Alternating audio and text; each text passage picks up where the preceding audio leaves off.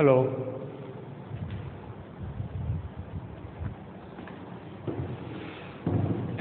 Hello friends, welcome back. SN विद्यालयના e learning પ્રોગ્રામમાં હું પિનાકિન રાવલ વન્સ અગેન આપને આવકારું છું।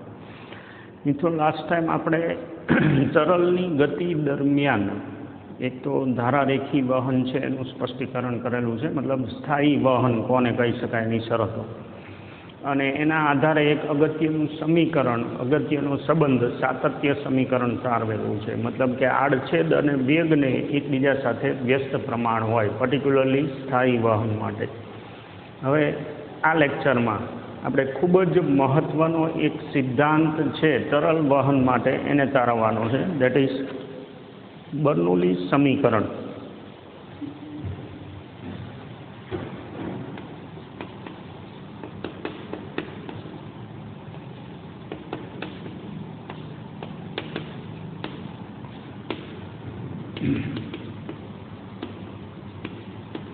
બર્નૌલીનો સિદ્ધાંત અથવા સમીકરણ।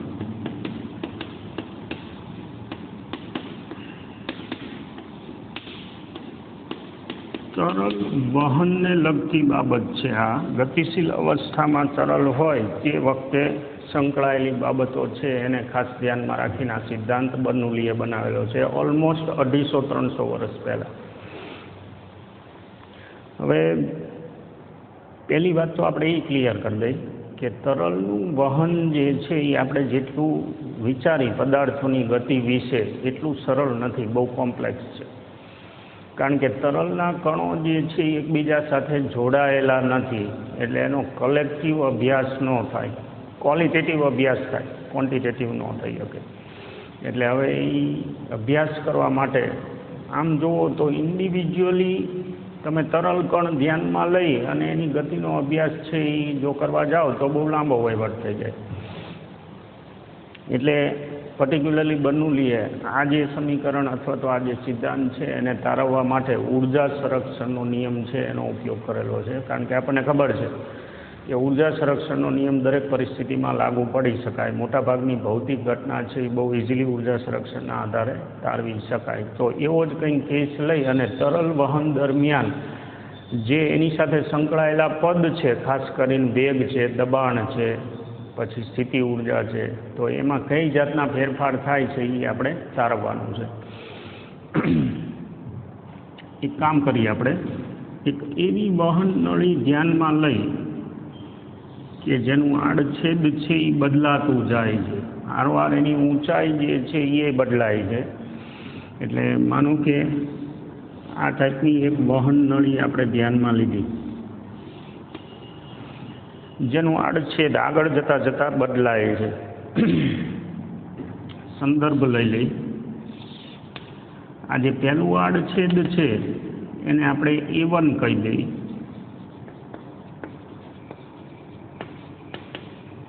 પછી આ જગ્યાએ જે આડછેદ છે એને આપણે A2 કહી દઈએ, A1 અને A2 આડછેદ, એમાં A2 ગ્રેટર દેન A1 છે, દેખાય છે। સાથે સાથે આનો જે મિડ પોઈન્ટ છે એની હાઇટ સંદર્ભથી આપણે H1 ધારી લઈએ અને આ જે છે એ હાઇટને H2 ધારી લઈએ।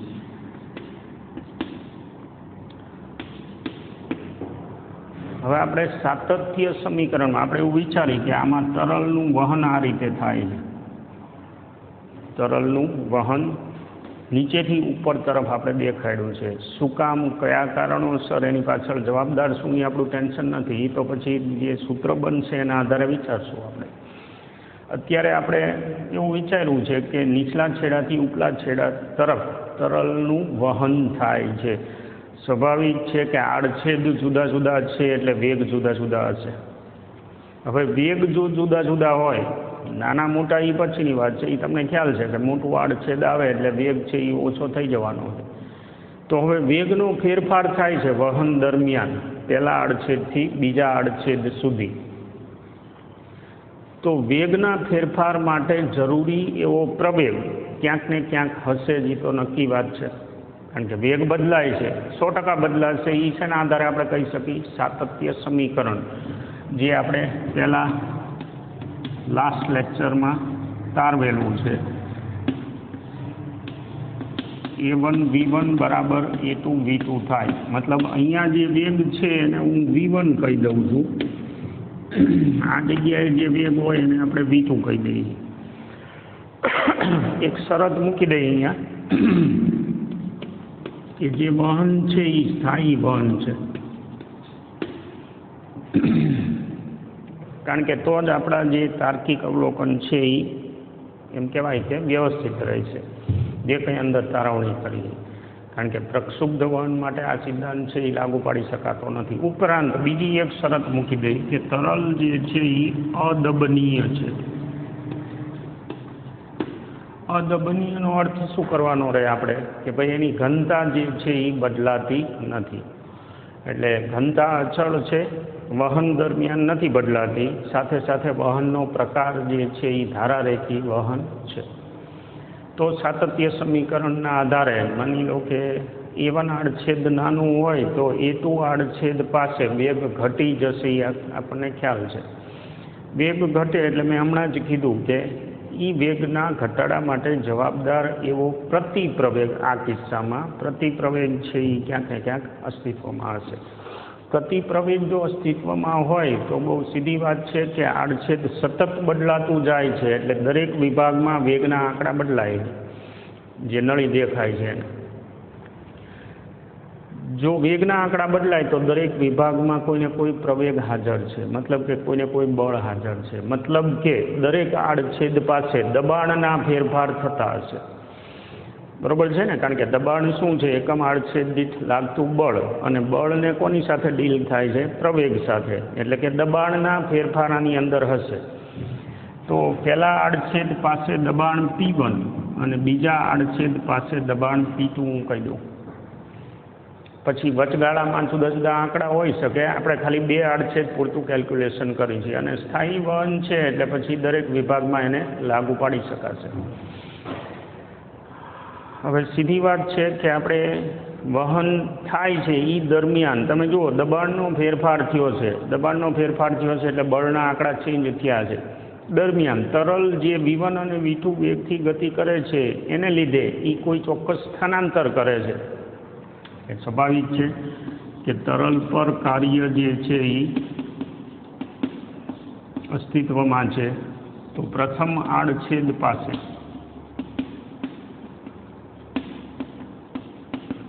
કાર્ય, લાગતું બળ અને થતું સ્થાનાંતર એને હું S1 કહી દઉં. હવે લાગતું બળ એટલે શું? તો કે P1 અને A1, બરાબર ને? દબાણ બરાબર F/A છે આપણી પાસે, એટલે બળની જગ્યાએ હું દબાણ ગુણ્યા આડછેદ લખી શકું. સ્થાનાંતર માનો કે આપણે ડેલ્ટા ટી જેટલો અતિ સૂક્ષ્મ સમય જો આપી તો અહીંનું તરલ છે એ ધારો કે અહીંયા સુધી પહોંચ્યું, આટલું કવરેજ એણે કર્યું, દરમિયાન આણે આટલું કવરેજ કર્યું. V2 જેટલા વેગથી ડેલ્ટા ટી સમયમાં થતું સ્થાનાંતર S2 અને ડેલ્ટા ટી જેટલા સમયમાં અહીંયા થતું સ્થાનાંતર S1. તો હું S1 ની જગ્યાએ શું લખી શકું? V1 ડેલ્ટા ટી લખાય. આટલું કાર્ય તરલ પર થાય. ક્યાં? નીચલા છેડા પર. હવે ઉપલા છેડા ઉપર દેખાય છે, જુઓ આખા તરલનું વજન છે એ આવે છે, અને તરલ છે એ વજનથી વિરુદ્ધ જાય છે. એટલે બીજા આડછેદ પાસે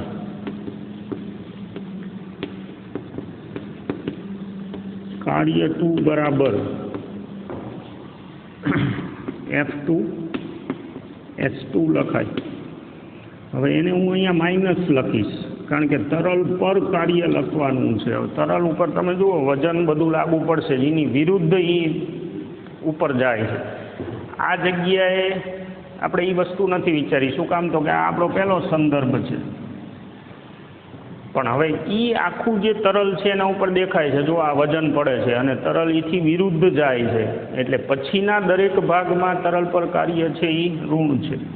અને આ જે છે એ ઇનિશિયલ સિચ્યુએશન છે. તો અહીંયા હું લખી શકીશ F2 ની જગ્યાએ P2 A2. પછી આની જગ્યાએ V2 ડેલ્ટા ટી. જો તો આ જે પદ છે કયું A1 V1 ડેલ્ટા ટી એ હકીકતમાં શું છે? સ્થાનાંતર અને A1 બેનો ગુણાકાર, મતલબ કે જે મેં આકાર બતાવ્યો એનું કદ છે આ, બરાબર ને, πr² h જેટલું થયું, એટલે આ જે છે એ કદ છે. એવી જ રીતે આ કદ છે. હવે એ બંને આંકડા પાછા સરખા હશે. શું કામ? તો કે અહીંયા જો સાતત્ય સમીકરણ આપણી પાસે પડેલું છે, મતલબ કે આ કદ અને આ કદ સરખું છે, જેને હું ડેલ્ટા V કહી દઉં. તો આ જગ્યાએ હું લખી શકું P1 ડેલ્ટા V અને અહીંયા લખી શકાય P2 ડેલ્ટા V. જો નેટ કાર્ય કેટલું? તરલ પર કુલ કાર્ય જે છે એ W1 પ્લસ W2 જેટલું હોય. એમાં આપણે એવું માની લઈએ કે તરલ પાસે પ્રારંભિક ઉર્જા છે, એટલે અહીંયા આપણે નેગેટિવ નથી લખ્યું, પણ પ્રારંભિક ઉર્જાના ભોગે, બહુ જુઓ તમે, લોજિકલ છે, છઠ્ઠું ચેપ્ટર વ્યવસ્થિત સમજ્યા હોય તો આ મુદ્દો સમજવામાં વાંધો નહીં આવે. કોઈ પ્રારંભિક ગતિ ઉર્જા સાથે એન્ટ્રી લે છે અને પોતાની ઉર્જાના ભોગે એ કાર્ય કરે છે, જેથી કરી અને એના ઉપર થતું કાર્ય જે છે એ ઋણ કહેવાય અને ગુરુત્વાકર્ષી બળથી વિરુદ્ધ જાય છે. એટલે અને દેખાય છે કે અહીંયા એનો વેગ ઉપર જતાં જતાં ઘટે છે, એટલે પોતાની ગતિ ઉર્જાનો ભોગ લેવાય છે. કુલ કાર્ય કેટલું થશે? તો આ બે સંબંધ ઉપરથી લખી શકાય P1 માઇનસ P2 અને ડેલ્ટા V. નંબર 1. હવે કાર્ય ઉર્જા પ્રમેય આપણે વાપરી, જે ઉર્જા સંરક્ષણમાંથી બનાવેલું વિધાન છે. થયેલું કાર્ય છે એ ગતિ ઉર્જાના ફેરફાર જેટલું હોય, પણ અહીંયા પાછું સાથે સાથે તમે જુઓ સ્થિતિ ઉર્જાનો ફેરફાર પણ થાય છે. એટલે એવું કહેવાય કે જે કંઈ કાર્ય થાય છે એની વહેંચણી ગતિ ઉર્જા અને સ્થિતિ ઉર્જાના અમુક અમુક ફેરફારમાં થશે. તો પહેલાં તો આપણે જે તરલ ખંડ ગતિ કરે છે ક્યાં? તો કે S1 જેટલા સ્થાનાંતર દરમિયાનનો જે તરલ ખંડ છે એનું દળ ડેલ્ટા M બરાબર શું થાય? ρ ગુણ્યા કદ. હવે એમાં કદ જે છે એ A1 V1 ડેલ્ટા T એટલે કે ρ ડેલ્ટા V જેટલું હોય, અને બીજા આડછેદ S2 પાસે પણ દળ આટલું જ આવશે, કારણ કે A2 V2 ડેલ્ટા T છે એ બંને જગ્યાએ સરખું છે. તો આટલું દળ જે છે એના કારણે સ્થિતિ ઉર્જાનો ફેરફાર, એ ખંડ આખો અહીંયા પહોંચ્યો એવું માની લઈએ આપણે, તો સ્થિતિ ઉર્જાનો ફેરફાર ડેલ્ટા U બરાબર delta M G H2 minus H1. પછીની ઊંચાઈ માઇનસ પહેલાંની ઊંચાઈ, ડેલ્ટા M કોણ? ρ delta V G H2 minus H1. આટલો સ્થિતિ ઉર્જાનો ફેરફાર થયો. નંબર 2. ગતિ ઉર્જાનો ફેરફાર.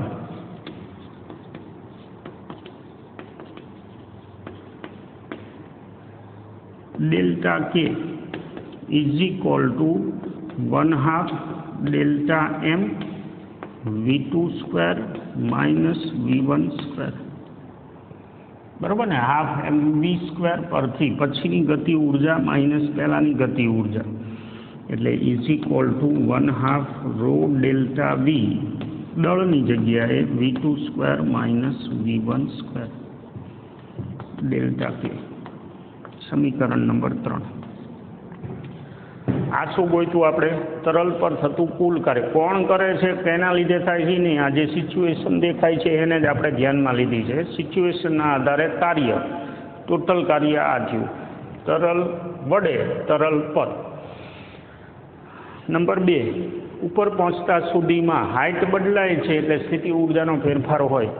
સાતત્ય સમીકરણના આધારે વેગ જે છે એમાં ફેરફાર થશે, કારણ કે આડછેદ બદલાય છે.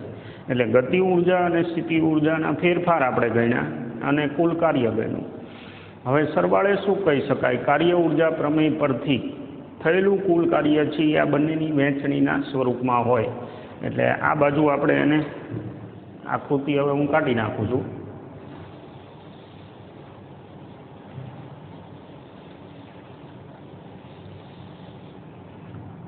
સમીકરણ નંબર 1, 2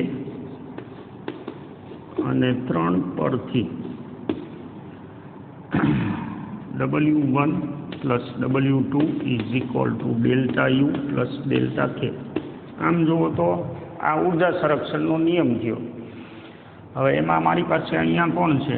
સમીકરણ 1 પરથી P1 - P2 ડેલ્ટા V = નીચે સમીકરણ નંબર 2 પરથી ડેલ્ટા યુની જગ્યાએ રો ડેલ્ટા વી જી H2 - H1 વત્તા 1/2 રો ડેલ્ટા વી V2² - V1². આમાં ડેલ્ટા વી વડે ભાગી નાખી દરેક પદને, તો P1 - P2 = રો જી H2 - H1 વત્તા 1/2 રો V2² - V1². પદ બધા જે છે એનું વિસ્તરણ કરી અને રીએરેન્જ કરી તો P1 પછી અહીંયા કોણ છે? રો જી H1 માઇનસ એને પેલી બાજુ લઈ જઈ પ્લસ અહીંયા તમે જુઓ તો 1/2 રો V1² માઇનસ છે એને પેલી બાજુ લઈ જઈ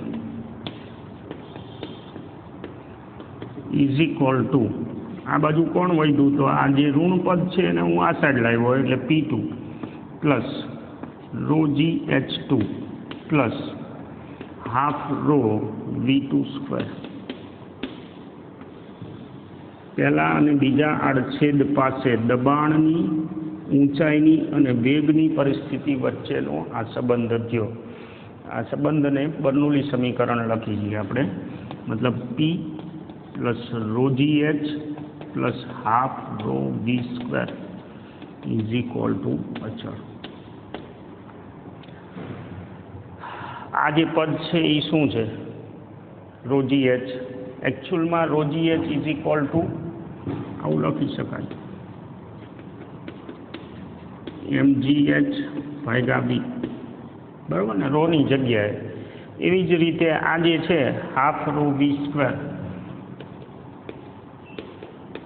એને 1/2 mv²/v લખી શકાય. એમાં છેદમાં જે v લખેલો છે એ કોણ છે? કદ છે.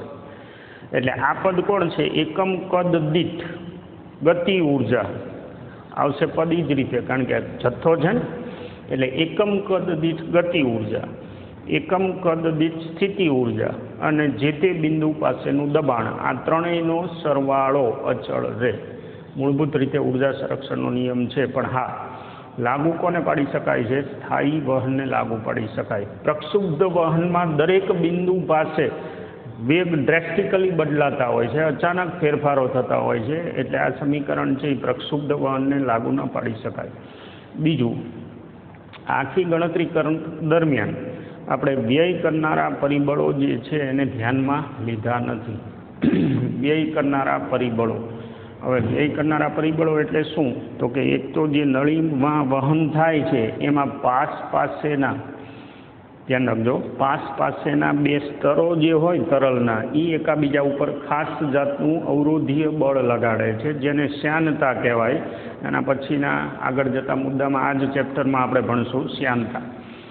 એટલે એને આપણે ધ્યાનમાં નથી લીધું. નહીંતર શું થાય? ગતિ ઉર્જાનો અમુક ભાગ જે છે એ સ્થિતિ ઉર્જામાંય ઉષ્મા ઉર્જામાંય રૂપાંતરિત થાય, એને મારે કાઉન્ટ કરવો પડે.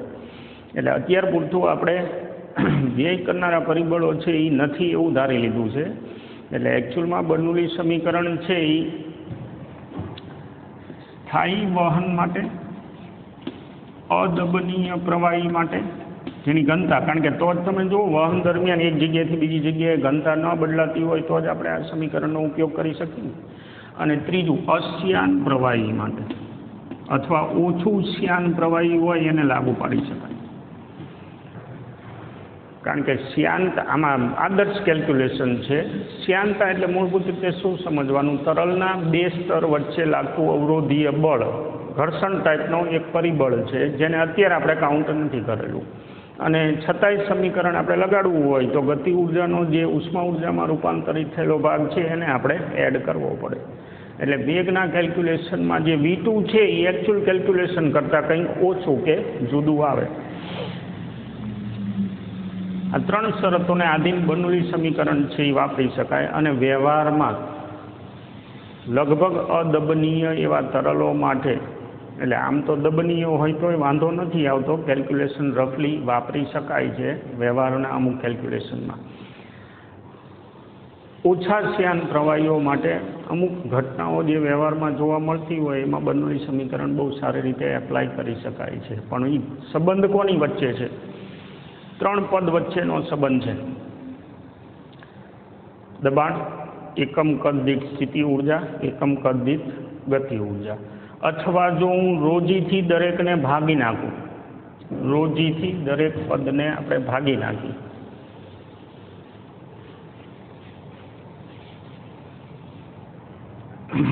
તો P બાય રોજી વત્તા H વત્તા V²/2G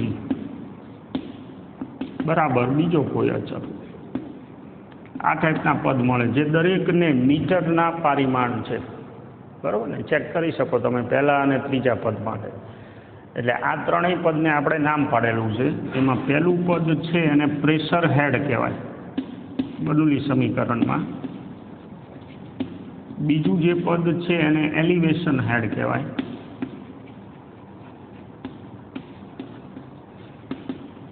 અને ત્રીજું જે પદ છે એને વેલોસિટી હેડ કહેવાય.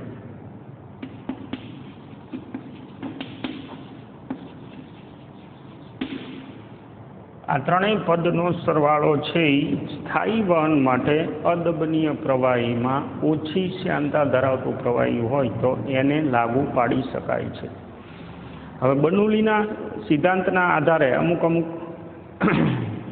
સાધનો આપણે બનાવ્યા છે, વ્યવહારમાં એની ઉપયોગિતાના આધારે ઇમ્પ્લિમેન્ટેશન કરેલું છે. એવા એક બે સાધનો છે એની આપણે ચર્ચા કરવાની છે.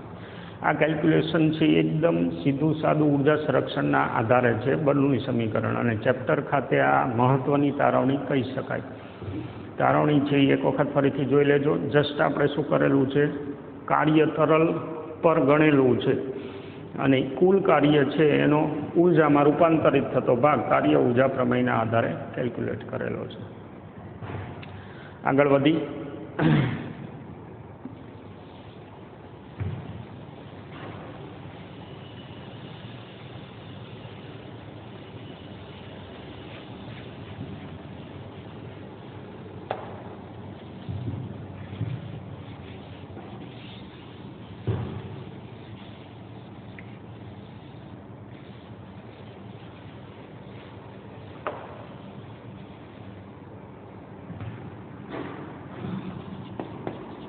ટોરિસેલી સિદ્ધાંત.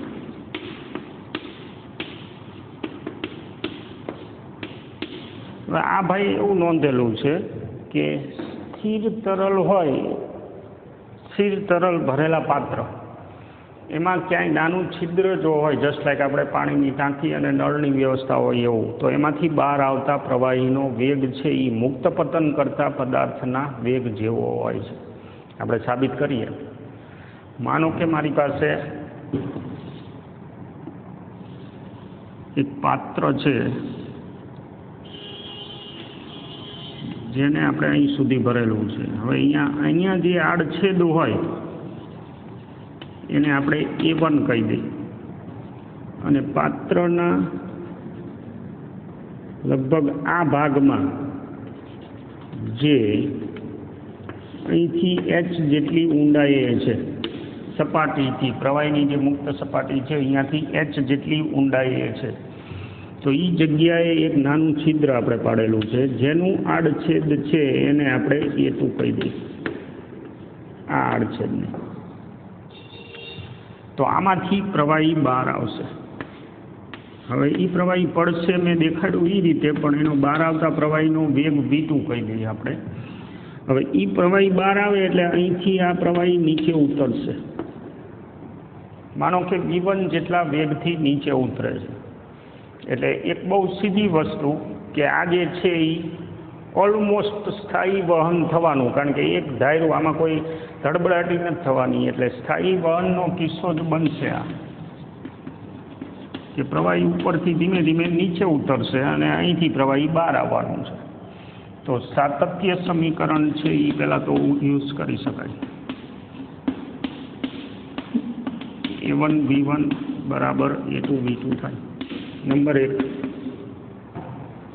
મતલબ કે બહાર આવતા પ્રવાહીનો વેગ v2 બરાબર આને પેલી બાજુ લઈ જઈએ એટલે a1 બાય a2 એને ગુણ્યા v1 થાય. હવે આમાં આપણે બર્નૌલી સિદ્ધાંત તાજે તાજો જે ગરમા ગરમ બનાવ્યો છે એનો ઉપયોગ કરી. આ જગ્યાએ વાતાવરણનું દબાણ છે PA, એટલે હું P1 બરાબર PA લઈ લઉં અને અહીંયા અત્યારે P2 નામ પાડીએ આપણે. હકીકતમાં એ ખુલ્લો છેડો છે એટલે અહીંયા વાતાવરણનું દબાણ જ હશે, પણ છતાંય આપણે અહીંયા P2 નામ પાડેલું છે.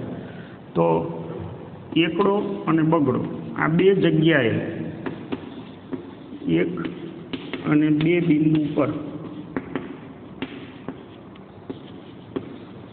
બર્નૌલી સમીકરણ લગાડતા શું કરવાનું છે તો કે જે તે જગ્યાનું દબાણ વત્તા ρg h1 સંદર્ભથી હાઇટ. આ સંદર્ભ એટલે તળિયું લઈ લઈ તો હું આને h1 કહી દઉં, આ જે હાઇટ છે એને h2 કહી દઉં, વત્તા હાફ રો v1 સ્ક્વેર બરાબર ને ઇઝ ઇક્વલ ટુ દબાણ P2 વત્તા ρg h2 વત્તા હાફ રો v2 સ્ક્વેર. હવે આમાંથી આપણે v2ની જરૂર છે, બહાર આવતા પ્રવાહીનો વેગ. પહેલાં તો આ પદ છે એને હું સામે લઈ જાઉં, એટલે half rho v2 square is equal to બાકીના પદ આપણે ઓલી બાજુ લઈ જઈએ છીએ તો P1 માઇનસ P2. પહેલાં તો P2 પદ ઓલી બાજુ જાય plus ρg P1 minus P2 ρg h1 minus h2 v2 square is equal two 2 P1 minus P2. આ પદને આપણે ભેગું લખીએ છીએ વત્તા 2 row g h1 minus h2 આકૃતિમાંથી દેખાય છે. જો h જેટલો તફાવત ક્યાં મુક્ત સપાટી અને છિદ્ર વચ્ચેનો, અને રો છે એ આના છેદમાં આવશે એટલે આ થઈ જશે રો કેન્સલ થયા પછી 2gh વત્તા 2 P1 માઇનસ P2 એને ભાગ્યા રો અને v2 બરાબર વર્ગમૂળની અંદર આવું થાય બહાર આવતા પ્રવાહીનો વેગ. હવે એમાં મુક્ત સપાટી પાસે જે છે P1 એ વાતાવરણનું દબાણ છે, એટલે હું અહીંયા PA કહી દઉં. જો P2 much greater than PA હોય તો 2gh પદ જે છે એ અવગણ્ય થઈ જાય.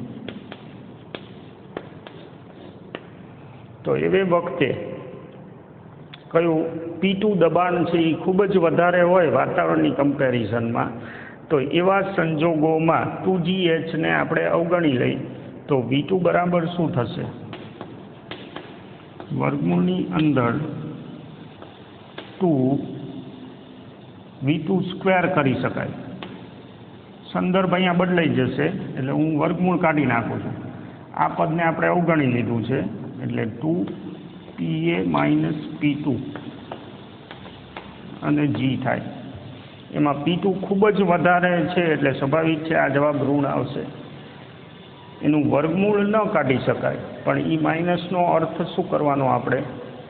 વેગ જે છે એ વિરુદ્ધ દિશામાં આવશે, જે રોકેટનો કેસ છે. ડિટેલ આપણે ચર્ચા અત્યારે અહીં નથી કરવાની.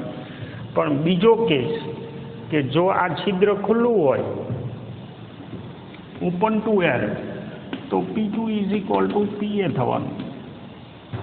અને જો P2 is equal two PA હોય તો બહુ સ્વાભાવિક છે કે આ પાછળનું પદ છે એ નીકળી જાય. તો in that case V2 is equal two √2GH થાય.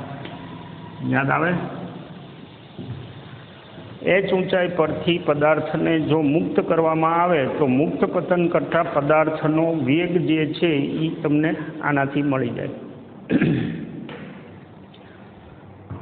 h ઊંચાઈ પરથી પદાર્થને જો મુક્ત કરી તો એનો વેગ જે છે એ આ છે, અંતિમ વેગ. પ્રારંભિક વેગ 0 તમે ગણી લો. હવે એમાં આ જગ્યાએ તમે જુઓ, તમને એમ થાય કે સર આ પદ કઈ ગયું? Half rho V1².